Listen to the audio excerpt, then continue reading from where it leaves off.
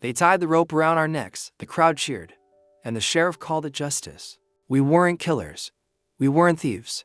Our only crime was knowing a secret so dark, so deadly, that powerful men would rather see us hanging than let the truth escape. I remember my sister's hand trembling in mine, her lips whispering one final prayer as the trapdoor creaked beneath our feet.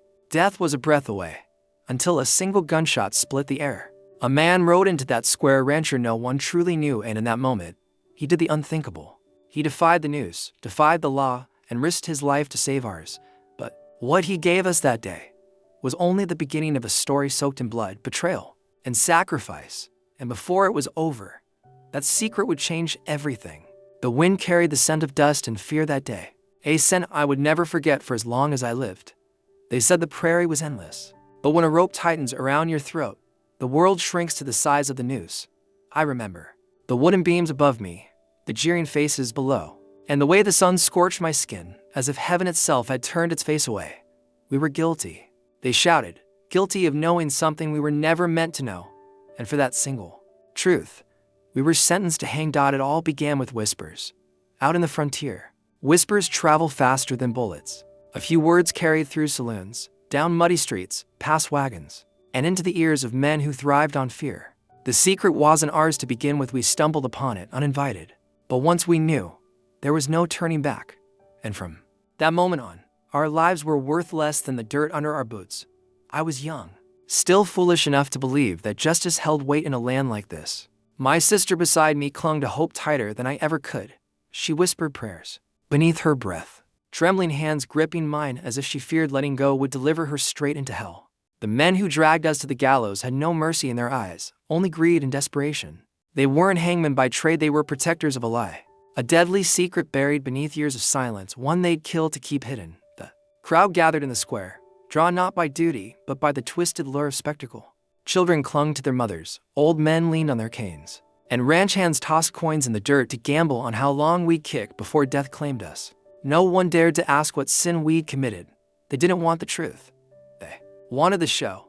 The sheriff stood tall on the platform, though his badge glinted dull in the sun, more a symbol of cowardice than honor. His voice thundered as he declared our guilt, but even he avoided our eyes. He knew the truth. He knew we had seen something meant to remain hidden forever. Still, he chose silence, for silence kept him alive. As the rope was slipped around my neck, the world seemed to slow. The coarse fibers bit into my skin, stealing my breath before the trapdoor even fell. I glanced at my sister. Her face was pale, but her eyes burned with defiance. She mouthed a single word: fight. But how does one fight when your feet are bound and death waits beneath you? The secret, the one that had doomed us, haunted my every thought. We had stumbled upon it by accident, nothing more. A storm had forced us into the canyon, where we discovered a hidden passage carved into the stone. Inside, we found what no one was meant to see: evidence of betrayal, of murder, of a truth that could topple the most powerful men in the territory. It was not a secret of gold or land, it was darker, more poisonous. It was the kind of truth that could burn empires to ash. And now, because of it, 2 innocent souls stood with nooses around their necks. The crowd hushed as the sheriff raised his hand. Time seemed to bend. The heat bore down on my shoulders, sweat trickling into my eyes. And in that suspended moment between life and death, I swore I saw something move at the edge of the crowd. A shadow breaking through the stillness. A man, on horseback, broad-shouldered, his hat pulled low to shade his face from the sun. The rancher. I had seen him only once before, a solitary figure tending his cattle at the far edge of town. He was a man who spoke little, kept to himself, and answered to no one. Rumors swirled around him, as rumors always did, that he had lost everything in the war, that he carried grief heavier than any saddle, that he rode with ghosts instead of friends. No one truly knew him, but in that moment, he knew us. He saw the injustice, the lie, the cruelty of men desperate to protect their secret, and unlike the rest, he did not turn away. The sheriff gave the signal. The hangman's hand gripped the lever. The crowd leaned forward, breath caught in their throats. My sister's fingers dug into mine, her pulse racing against my skin. I shut my eyes, bracing for the snap of the rope, the plunge into darkness, and then chaos. A gunshot cracked through the air like thunder, sending the crowd into a frenzy. Horses reared, women screamed, men cursed. The lever never dropped. The noose remained taut but untested. I opened my eyes to see the rancher riding straight through the square, his rifle smoking, his face carved from stone, His voice cut through the panic, low but fierce. Not today. I will never forget the way the townsfolk scattered, cowards running from courage. The sheriff stumbled backward, his badge glinting useless in the dust. And in that storm of fear, the rancher dismounted, his boots pounding against the wooden platform as he strode toward us. He cut the ropes from our wrist first, his hands steady, his knife sharp. My sister collapsed into his arms, sobbing, her strength finally breaking beneath the weight of all she had endured. Then he turned to me, slicing the noose from my throat with a single motion. The rope fell to the ground, a dead serpent no longer able to strike. The rancher's eyes met mine, and in them I saw not just defiance but something deeper, pain, loss, and a fire that would not be quenched. He had risked everything to save us, strangers who carried a secret that could destroy lives. Why? I didn't know then. All I knew was that the crowd's jeers had turned to silence, and in that silence, hope was reborn. But salvation never comes without consequence. The secret still lived, dangerous and untamed. The men who sought to bury it would not stop because of one rancher's courage. They would hunt us and him until either the truth was silenced forever or it burned through the lies like wildfire. That day, under the blazing sun, as the rancher led us away from the gallows, I realized something I had never believed before. Sometimes one man's choice can defy an entire world, but choices carve paths, and paths always lead somewhere dark before they find the light.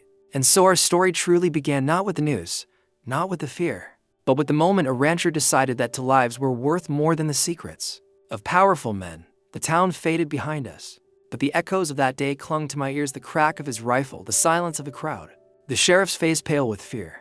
The rancher's horse carried my sister while I stumbled beside him, half broken yet unwilling to stop. Every step felt borrowed, every breath a stolen gift. We should have been dead, hanging from ropes in front of a bloodthirsty crowd. Instead, we followed a man we barely knew into the wide, merciless land, our fates bound to his choice. For hours, no one spoke. The rancher rode ahead, eyes fixed on the horizon as if reading secrets only he could see. His silence wasn't cruel, it was deliberate, the silence of a man who measured words as carefully as bullets. My sister clung to his waist, her sobs softened by exhaustion, while I stumbled behind, my throat raw from the noose and my heart raw from fear. When the sun finally dipped and the prairie turned gold, he halted near a stream without a word. He lifted my sister from the saddle, guided her to the water, and only then looked at me. His eyes were sharp, weathered by years of loss.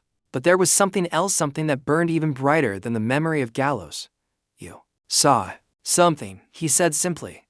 The words cut through me. He wasn't asking. He knew. I swallowed hard, my voice barely steady. A canyon, a hidden passage. We weren't looking for it. He raised a hand, silencing me. Don't speak it aloud. Not here. My sister shivered, crouched at the stream's edge. They would have killed us just for knowing. The rancher's gaze swept the horizon, watchful. They still will. It wasn't comfort, it was truth. And truth carried weight heavier than any news. That night, as firelight flickered across his weathered face, he finally told us his name. Elias, a rancher, yes. But more than that, a man who had once worn the same kind of badge that now condemned us. He had been a lawman years ago, until betrayal tore his life apart. The same men who had ordered our deaths had taken his family, too. And in that grief, Elias had vanished into solitude.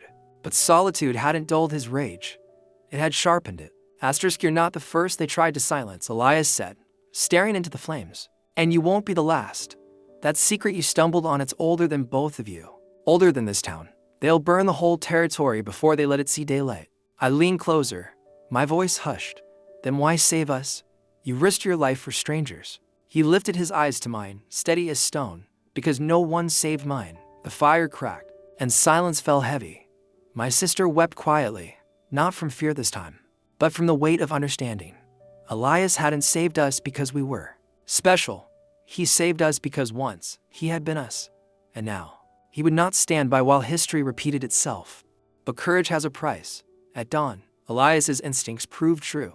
We heard them before we saw them, the pounding of hooves, the shouts of men, the clatter of guns. Riders from town, hunters of silence, following the trail of 3 souls who should have been corpses swinging in the wind. Elias was on his feet in an instant, his rifle slung over his shoulder, his face a mask of calm fury. Move, he ordered, pulling us into the brush. We scrambled through the undergrowth, hearts racing, every branch snapping beneath our feet like thunder in the still morning air.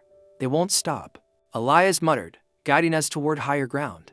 They've already buried too many bodies to turn back now. Shots cracked in the distance, bullets hissing through the trees. My sister stumbled, and Elias caught her before she fell.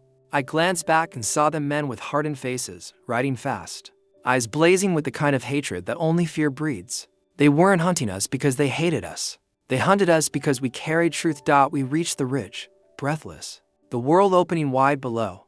Elias turned, rifle raised, and for the first time I saw him as more than a rancher. He was a warrior carved by grief, a man who had lost everything and had nothing left to fear.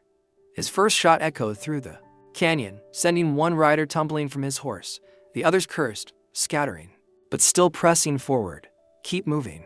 Elias barked, never once lowering his aim. We stumbled higher, clinging to jagged rocks, our lungs burning. My sister's hand slipped in mine, slick with sweat, but I would not let go. Not again. Not after the noose. The riders pressed closer, their voices carried by the wind. One shouted a promise of death, another a curse. They weren't men anymore, they were wolves, desperate to tear apart anything that threatened their secret. Elias fired again and again, until the echo of gunfire became part of the land itself. But even as he fought, I saw it in his eyes. He knew we couldn't outrun them forever. Not here. Not like this. When at last we collapsed in the shelter of a rocky outcrop, Elias crouched beside us, sweat streaking his face, his rifle empty. His voice was steady, but his eyes burned. You have to decide. Keep running, or do you fight to make the truth known? I looked at my sister, her face pale but fierce. She had begged me to fight on the gallows, and now her eyes begged the same again. Running had saved us for a day, but secrets do not die with silence. We fight. I whispered. Elias nodded, as if he had known all along. He reached into his saddlebag and pulled out something I never expected, a small leather book, its pages weathered with age. He handed it to me. This is why they'll never stop. Read it, and you'll understand. My hands trembled as I opened the book. Inside, ink lines told stories of deals made in blood, names of men who wore power like crowns, crimes buried beneath the soil of the land we walked on, murder, betrayal, a trail of darkness that reached far beyond our little town. And in the margin, scrawled in a hand I did not recognize, were the words that froze my blood. The rancher knows. I looked up at Elias, my heart pounding. He didn't flinch. They already marked me years ago. Saving you just sealed it. But together, his jaw tightened. Together, maybe we can finish what they fear most. The sound of hoofbeats grew louder again, rolling like thunder across the canyon. The hunters were closing in, and as the sun rose high, spilling light across the land, I realized part one of our nightmare had only ended so another could begin. The noose had failed to silence us, but the war for the truth was only just beginning. The hoofbeats thundered closer, shaking the earth beneath us. My sister clutched the leather book to her chest as if it were life itself, her eyes wide with fear, but blazing with something strong, a resolve. Elias stood tall, rifle in hand, though it carried no more bullets, his jaw set as though he had already made peace with whatever came next. The riders emerged from the trees, like shadows torn from the earth, circling us with sneers carved deep into their faces. Their leader, a man with a scar that split his cheek in two, dismounted slowly, savoring his power. His voice dripped with venom. You should have stayed dead. The noose was mercy. Now it'll beg for it. He motioned to the book in my sister's arms, and the men closed in. Elias stepped forward, planting himself between us and them, his presence a wall stronger than stone. No one touches them, he growled. The scarred man laughed. But there was no humor, only hate. You think you can fight us all? One rancher against the truth. Elias's voice cut through the air like steel. I don't fight for me. I fight for them, and for every soul you buried beneath your lies. The men sneered, guns raised, but in that moment, something shifted. From the ridge above, voices rang out, firm and unyielding. Townsfolk, faces I recognized from the gallows crowd, now staring down with shame heavy in their eyes. One by one, they stepped forward, not with weapons, but with courage born too late. We saw enough. An old man muttered, "No more hangings. No more secrets." The scarred leader snarled, but the tide had turned.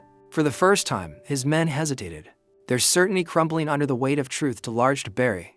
Elias seized the moment. He turned to me, his eyes fierce. Take the book. Run. Tell the world. Don't let this die with me. Before I could answer, he charged forward, his body slamming into the scarred man with the force of a storm. Chaos erupted, shouts, gunshots, fists colliding. My sister screamed, clutching my hand as we scrambled up the ridge, the book pressed between. U.S. I looked back only once, and in that single glance, I saw the rancher's fate sealed in fire and dust. He fought like a man who had nothing left to lose, and in that fury, he gave us everything. By the time we reached the ridge, the battle below was a blur of smoke and cries. We ran, the book heavy in our grasp, our breaths ragged, hearts breaking. The prairie stretched endless before us, but behind us, a man had carved our future with his sacrifice. Elias never followed. Days later, when we reached another town, we told the story. We showed the book, and the truth spread like wildfire, consuming lies that had stood for decades. Men of power fell, secrets unraveled. Justice, slow and bitter, finally came. But for us, the memory was not justice, it was a grave we carried. In our souls, we lived because a rancher chose to defy the noose, to stand between innocence and darkness, to save to strangers at the cost of his own life. And every time I close my eyes, I hear his voice, steady and unbroken. Not today. The news had failed. The secret had been exposed. And the rancher who saved us lived forever, not in the earth, but in the truth we carried forward. If this story touched your heart, don't forget to like the video, share it with others, and subscribe to our channel for more powerful stories. Every week, your support helps us keep these voices alive. Thank you for watching. And remember, every story has the power to change a life. We'll see you in the next one.